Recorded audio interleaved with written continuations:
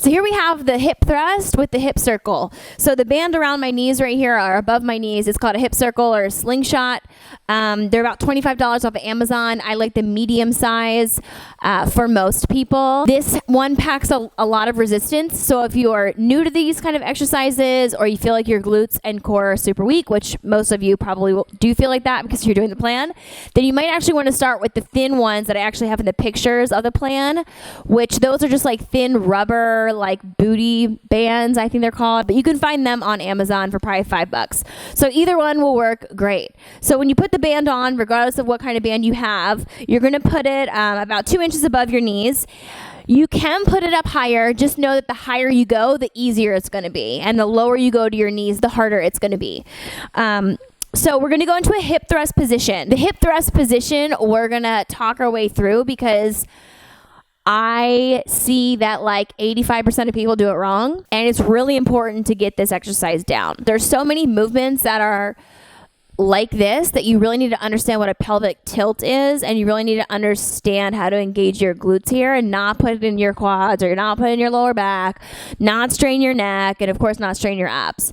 So you can use a bench. I'm using a real workout bench, but you can use a chair or an ottoman or your couch or whatever, like anything that's about 1.5 to 2 feet off the floor is going to be a good height for you. So bands around your knees are a little bit above your knees. And you're going to come down and just like sit on the floor. So this is the best way I like to describe people how to get into a hip thrust position, because the bench should be basically right at the bottom of your shoulder blades. So you're not going to keep your arms up here, which is what most people do. They're like this. I'm hip thrusting. That's actually not a hip thrust. You can use your arms to get up on the bench, but then your arms come off the bench and only your back is on the bench. So feet should be about shoulder width apart. You just want to get yourself up on the bench. So see how my arms are free. They are not touching the bench. People do that all the time. And you can put your hands behind your head. You can put one hand on your belly. I always like to feel my core engagement. So I typically will put a hand on my stomach when I'm working out. Unless I have like a barbell or something, then I'm going to hold the barbell. The most common things I see is this, people going up on their toes. So that's quad dominance. We don't want that. We want to drive through the heels, use posterior chain, which should be like the back half of your body. So glutes and hamstrings specifically for this one. You're driving through your heels. As you come up, you're driving your knees out to the side, and you're slightly tucking your hips under with your chin tucked to your chest. Okay, so it ends up being like this, and we're not even getting into the breathing stuff yet, so we'll get there in a minute. So what we want to do is have your chin tucked to your chest. When you come up, you want to think about tucking your butt under. It's called a little pelvic tilt, and that's going to help you to engage your glutes and get you a lot better activation, and also protects your lower back. So fingertips can be behind your ears or one hand on your belly. You want to come up, drive through your heels and your midfoot, tuck your hips under, tuck your chin. So you should be looking at whatever wall is in front of you. And then you bring it back down. Bring it up, tuck under, bring it back down. And as you come up, you're driving your knees out to the side, which is going to just make your glute activation even stronger. Driving your knees out to the side, tucking your hips under. So it's not about how high you take your hips towards the ceiling.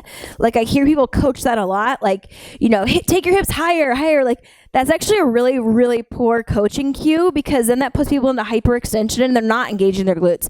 They're actually going to hurt themselves. So we just want to make sure that you're doing that slight posterior pelvic tilt. Tucking under, so that little tuck.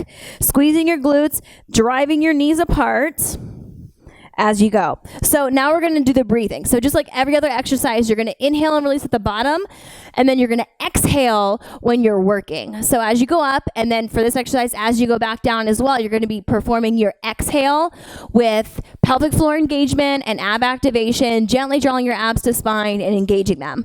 So now let's put that movement together with the breath. So getting set up in position, inhale and release. I'm releasing my knees here too, so I'm letting my knees come closer together so I don't have any tension on my muscles. So inhale and release.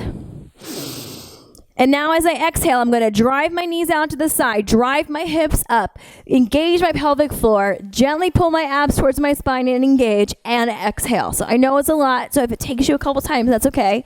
So inhale, exhale, engage, drive out, drive up, tuck under, squeeze, chin is to chest, then bring it back down. Repeat, inhale, exhale, push out.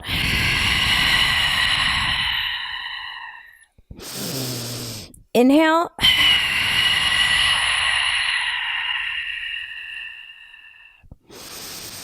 Inhale, release. Exhale, engage.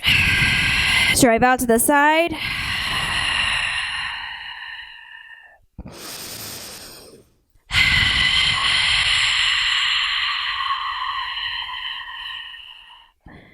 And that is your hip thrust with a hip circle.